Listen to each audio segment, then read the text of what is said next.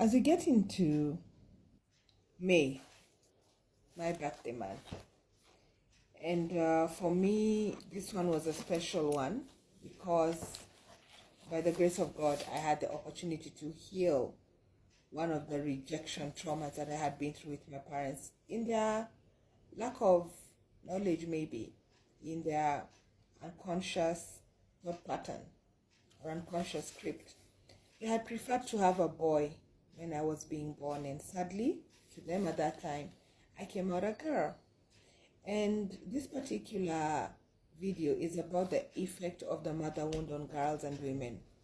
And because the woman is the one who has been bestowed naturally the ability to carry that life from conception to birth, I'd like to remind us that no matter where you are on this motherhood healing trauma, you were created. You are not only born.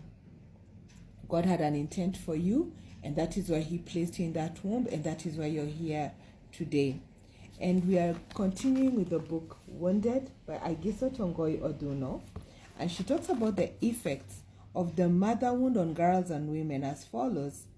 She says, effects of the mother wound on girls are remarkably like the effect on men, but vary in 3 or 4 emotional aspects. So you might have been wondering, why is this effect on me very different from that on my sibling? And she says an abandoned girl child will also feel lonely and depressed. But in addition, she will feel shame and guilt because she does not have a perfect mother. And the idea of perfectionism is overrated. I think on my own motherhood journey, I just want to come out whole. When it's all said and done, I want to come out whole. And she goes on to say that she may even blame herself for how her mother is.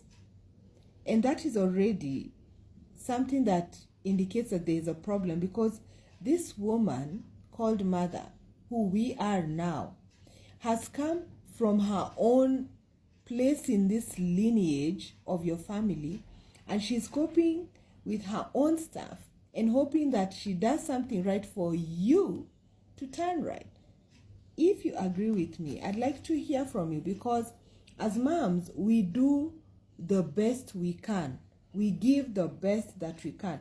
And Agiso goes on to say that women will constantly compare themselves with other females, which can trigger relationship problems in an office setting, as well as we crave feminine touch. We end up in gender confusion. And on the other hand, she says, they look for a mother in all their friends or develop an irrational connection to mother figures such as teachers, pastors, and supervisors. And I remember when I went through this season, I was looking for a place where I'd feel loved. And if you don't know my story is that after being rejected from birth, I grew up with a deeper feeling of I wasn't important.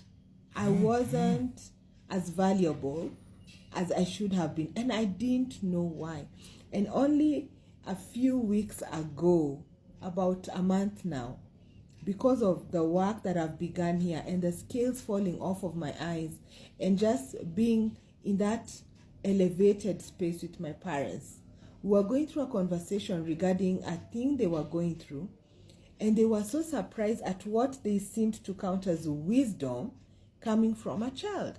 And I think as you go on, or as you refer to the prayer 1 and 2, which talks about generational memories and ancestral experiences, and my parents were wondering, how would you think like that? How would you know that? Because that's exactly how it happened. And at that moment, for my mom especially, the scales fell off her eyes, and she began to say, a girl child is as good as a boy child, and I accept you now for who you really are. I love you now for who you really are. And as Agiso highlights here in her book, that people who have the mother wound, individuals with this wound, go looking for mother figures and also rejecting mother figures who look like the ideal you, the who you wanted to be. You could meet someone and say, Who does she think she is? I'm not gonna suck up to her, when in reality you're rejecting your potential self that you can see that person has successfully managed to attain. And this had a very important relationship in my life at some point, but I'm still recovering from it.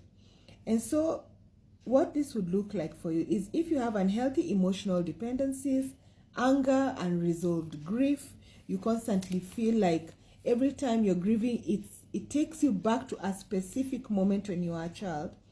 And also feeling unsafe with older women because you fear they will reject you. That once they figure out who you really are, because of masking.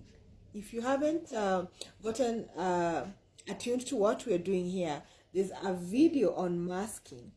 And Agiso goes on to say that you lack a sense of well-being and self-worth, longing to feel a strong connection with a father figure.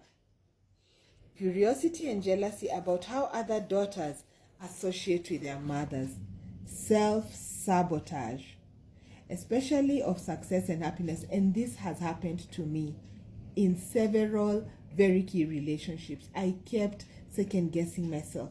I kept preferring to play low. And that hurt because I presented as a very potential, successful engagement to those people. But because of my own insecurities, I ended up self-sabotaging. And then weak boundaries, inability to say no, self-blaming, low self-esteem, and codependency. I remember when I was going through that heartbreak with my spouse, I realized that I was so codependent on him. And I realized even for him, it must have been a strain, right? And so sometimes we also end up minimizing ourselves so that we might be likable and accepted, and unnecessarily sacrificing our dreams and desires for other people. And this happened to me as well. So I feel like this book is a reality for people who want to sit with their life experience, people who want to listen, not really argue or negotiate with where you've come from, but you're willing to listen without thinking about the answer.